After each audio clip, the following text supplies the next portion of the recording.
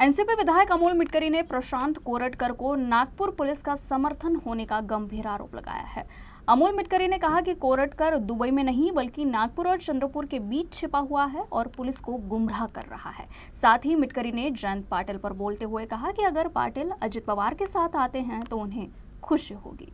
प्रशांत कोरटकरच्या पत्नीच्या इन्स्टावर 2023चा त्याचा जुना फोटो आहे, जो दुबईतला दाखवला जातो. तो त्यावेळेस दुबईला गेला असू शकतो. पण आज 2025 आहे आणि पोलिसांनी ज्यावेळेस कोल्हापूर सत्र न्यायालयाने त्याचा जामीन अर्ज फेटाळला, त्यानंतर पोलिसांनी त्याला अटक करण्याकरता सुरुवात केली. कारण ज्यावेळेस तो नागपूरमध्ये दबा धरून बसला होता, त्याच वेळेस आपल्याला माहिती असेल की नागपूरची दंगल पण उसळली. या दंगलीचे धागेदोरे त्याच्यापर्यंत पण जाण्याची शक्यता नाकारता येत नाही. आणि त्या दंगलीचा फायदा घेत, ते नागपूरमध्ये संचारबंदी आहे याचा फायदा घेत तो चंद्रपूरला गेला आणि चंद्रपूरमध्ये एका पोलीस अधिकाऱ्याशी त्याची भेट झाली, अशी माहिती समोर येते आहे. आणि दुसरी गोष्ट, त्यांनी हा जो फोटो सोशल मीडियावर टाकलाय, तो पोलिसाच्या तपासाची चक्र, म्हणजे कोल्हापूर पोलीस त्याला अटक करता नागपूरमध्ये ठाण मांडून बसलेली आहेत. त्याला वर जामीन कुठं मिळेल असं झालाय. त्यामुळे पोलिसांची दिशाभूल करण्याकरता प्रशांत कोरटकरनी अशा प्रकारे आगाऊपणा केलेला आहे. मात्र या सगळ्या एकंदरीत प्रकरणामध्ये पोलिसांची दिशाभूल करणे हा सुद्धा कायद्यानं गुन्हा आहे. तो कुठेही कोलकाता किंवा दुबईला नाही. माझं स्पष्ट म्हणणं आहे, चंद्रपूर ते नागपूरच्या दरम्यान तो लपलेला आहे.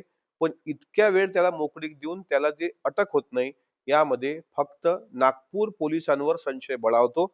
आणि नागपूर पोलीस जर असे वागत असतील, जर त्यांचा काही त्याच्याशी आर्थिक व्यवहार असेल, तर नागपूर पोलिसांनी त्यांची भूमिका एकदा स्पष्ट केली पाहिजे. कारण महाराष्ट्राचे गृहमंत्री नागपूरमध्ये राहतात आणि दुर्दैवानं पोलिसांच्या अशा वागण्यानंतर परत प्रश्नचिन्ह महायुती सरकारच्या कारभारावर उपस्थित होतं. प्रशांत कोरटकरनी देशद्रोहापेक्षा भयंकर गुन्हा केलेला आहे. आरोपी दिशाभूल करतोय पोलिसांची. त्यामुळे नागपूर पोलिसांनी त्याला तात्काळ कोल्हापूर पोलिसांच्या हवाली करावं, त्याला जेलमध्ये सळू द्यावं, त्याच्यावर देशद्रोहाचे गुन्हे दाखल करावे. आणि इतकं होऊनही जर तो तुम्हाला गुंगारा देऊन पळून जात असेल, तर हे नागपूर पोलिसांचं अपयश आहे आणि नागपूर पोलिसांचाच त्याला हातभार लागलाय, असा माझा स्पष्ट आरोप आहे. वसंतदादा शुगर इन्स्टिट्यूटची आज पुण्यामध्ये बैठक आहे.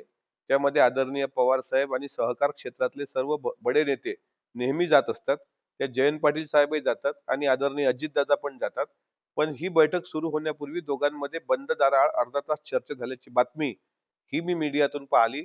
आणि जर ती खरी असेल, तर नक्कीच भविष्यात जयंत पाटील साहेब आमच्याकडे आल्यानंतर, म्हणजे आलेले दिसले, तर त्यात वेगळं काही वाटून घेऊ नका. कारण मागच्या काळामध्ये सुद्धा जयंत पाटील साहेबांनी अनेक वक्तव्य अशी केलेली आहेत की त्यांचं महाविकास आघाडीमध्ये मन रमेना असं झालेलं आहे. कारण तुतारी गटामध्ये मिळणारी वागणूक आणि त्यानंतर साहेबांनी मतदारसंघातल्या लोकांच्याशी विचार विनिमय करून घेतलेला निर्णय, भविष्यात जर राष्ट्रवादी काँग्रेस पक्षामध्ये ते येत असतील, अजितदादांसोबत काम करायला तयार असतील, तर निश्चितच एक राष्ट्रवादी काँग्रेस पक्षाचा कार्यकर्ता म्हणून सर्वात जास्त आनंद आम्हाला होईल. त्यांनी यावं. आमच्या हृदयाचे दरवाजे त्यांच्याकरता अखंड उघडी आहेत.